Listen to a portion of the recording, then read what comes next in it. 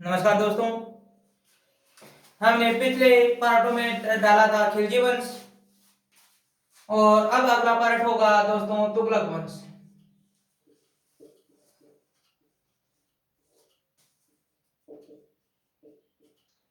तुगलक वंश 1320 से शुरू होता है दोस्तों और 1414 तक चलता है दोस्तों। यह दिल्ली सल्तनत में सबसे सर्वाधिक चलने वाला वंश था, अर्थात सबसे ज्यादा समय काल इसी वंश का है। सर्वाधिक समय यह वंश सबसे ज्यादा इसी का चला था। इसके पश्चात इसका वास्तविक संस्थापक कौन माना जाता है दोस्तों? इसका वास्तविक संस्थापक माना जाता है गयासुद्दीन तुगलक।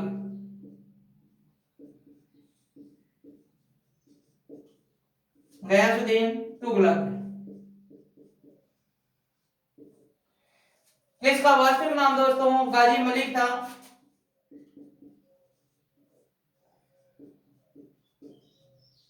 क्या नाम है दोस्तों? गाजी मलिक। इसने मंगोलों पर आक्रमण किया था तथा मंगोलों को पराजित किया था।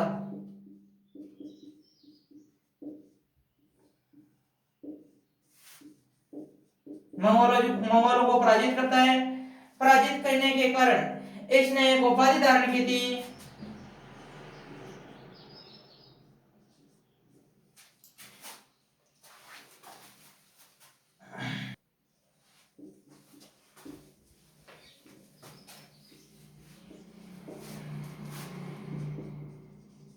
वह उपाधि थी दोस्तों मलिक उल गाजी। इस उपाधि को धारण करता है तथा बाद में यह जाता है दिल्ली के आसपास में एक शहर बसाता है, उसका नाम था दोस्तों तुगलकाबाद।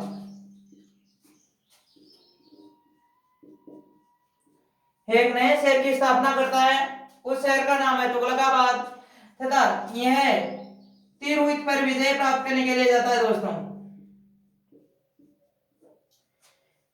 तिरहुत पर विजय प्राप्त करने के लिए जाता है तथा वहां से विजय हासिल करके क्या करके दोस्तों? विजय हासिल करके वापस आ रहा था। जो यह दिल्ली में प्रवेश हुआ तभी जुना खां नाम का एक इसका पुत्र था, जिसका नाम है दोस्तों मोहम्मद बिन तुगलक। इस नाम से यह शासक बनता है। जुना खां ने अपने पिता के विजय होकर आने के कारण इसने एक महल का निर्माण करवाया था दोस्तों, जो महल था लकड़ी का।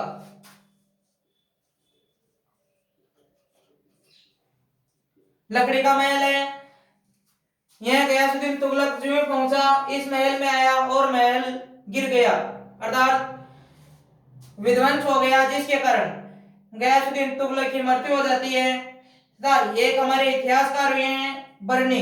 बर्नियन इतना बोलता है कि तुगलक गयासुद्दीन तुगलक ने दिल्ली में ही एक महलों का निर्माण करवाया था, जो पूर्णतया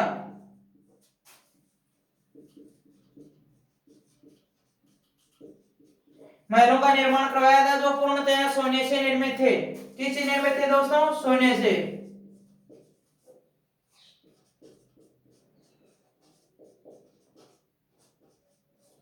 तथा इन्हीं महलों के बीच में एक कुंड बनवाया था दोस्तों, एक कुंड बनवाया था और इस कुंड को सोने से भरवाया था दोस्तों।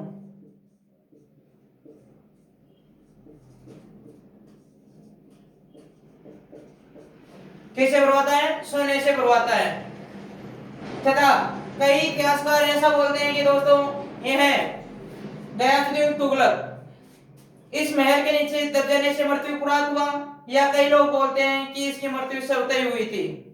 इसके साथ अगला शासक आता है दोस्तों जुना खां, अर्थात मोहम्मद बिन तुगलक।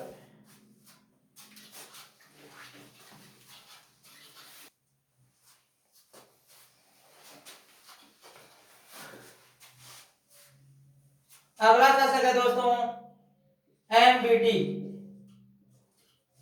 मोहम्मद बिन तुगलक, जिसका शासन काल है दोस्तों 1325 से 1325 में शुरुआत होती है इसकी दोस्तों।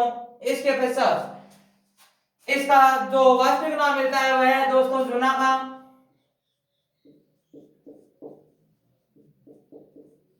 जुना खां तथा जोना खां लिखा मिलता है दोस्तों।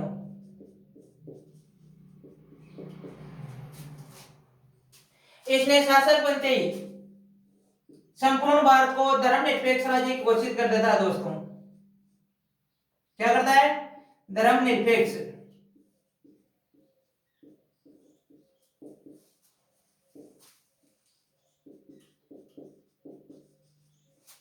धर्मनिरपेक्ष राज्य घोषित कर देता है तथा स्वयं होली के त्योहार में शामिल होता है दोस्तों।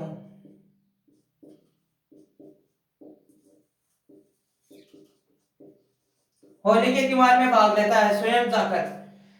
तथा मोहम्मद बिन तुगलक ने इतने दिन राजधानी थी दिल्ली दोस्तों। कहाँ थी? दिल्ली। दिल्ली से स्थानांतरित करता है, न्याय ले जाता है देवगिरी अर्थात दौलताबाद में।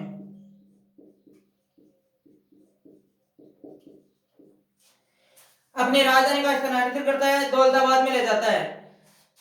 यह घटना 1327 के लगभग की थी दोस्तों। इसने जब दिल्ली से महाराष्ट्र दौलताबाद में राजधानी का स्थानांतरित किया गया था, तब इसकी कई जनता भूखी प्यासी होकर मरी थी दोस्तों।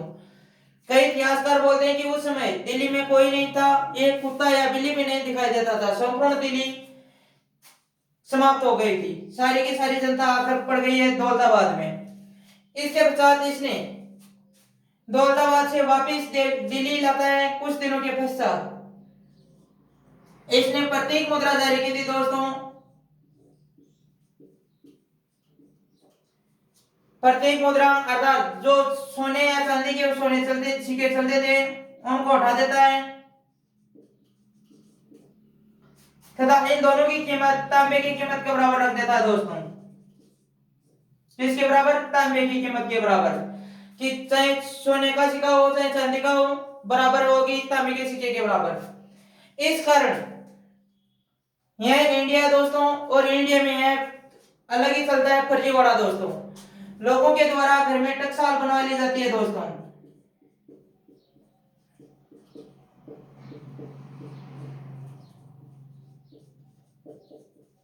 क्या करवा लेते हैं? लोग हैं जो घर में टकसाल बना लेते हैं, जिसके कारण मोहम्मद बिन तुगलक यह फैसला वापस लेता है कि आज के बाद में यह नहीं चलेंगे सिक्के, वापस चेंज हो जाता है। इसके पश्चात यह भेजता है जो मंगोल या चाइना वाले लोगों के खिलाफ एक अभियान भेजता है दोस्तों।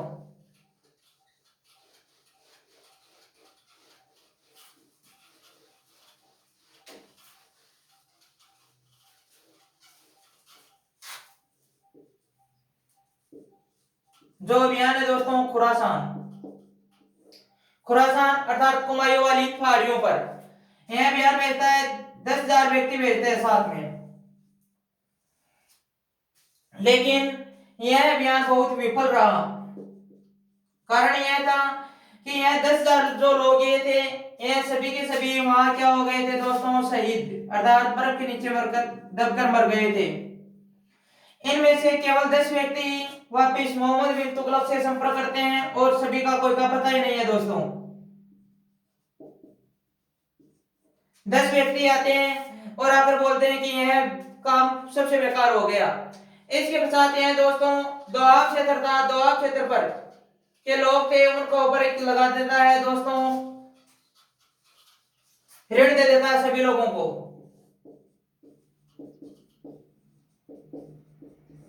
दोआब क्षेत्र के लोगों को ऋण दे देता है भरमार कि आप चाहो जितना ऋण ले लो, लेकिन अधिक से अधिक काम करो। दोआब क्षेत्र में ऋण देता है। ऋण देने के पश्चात कुछ दिनों के बाद में ही इस क्षेत्र में पड़ जाता है दोस्तों भयंकर अकाल। भयंकर अकाल पड़ गया। जो अकाल पड़ा, यहां लगातार 6 वर्ष अकाल पड़ा दोस्तों। कितने साल? 6 वर्ष लगातार अकाल पड़ता है। अकाल पड़ने के कारण यहाँ की जनता मरने लग गई दोस्तों। दिल्ली में इतना भयंकर प्रदूषण हुआ कि मोहम्मद बिन तुगलक स्वयं भी 2.5 वर्ष